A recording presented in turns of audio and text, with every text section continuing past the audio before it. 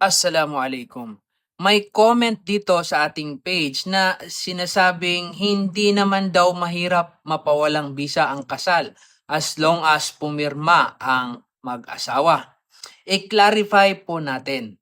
Hindi po kailangan ng pirma ng isang asawa para i-grant ang annulment o declaration of nullity of marriage.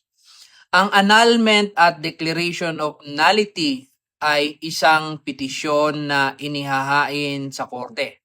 Ibig sabihin, ang hukuman ang magpapasya base sa mga ebidensya at kung pasok sa mga grounds para i-grant ang annulment o declaration of nullity of marriage.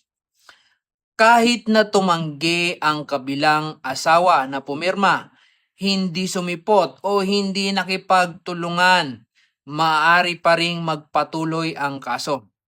Ang mahalaga ay mapatunayan sa korte na may sapat na dahilan para sa annulment o declaration of nullity.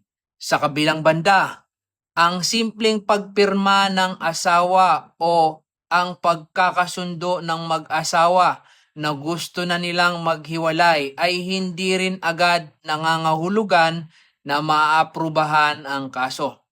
Kinakailangan pa ring dumaan sa tamang proseso at mapatunayan ang mga grounds para i-approve ito ng korte.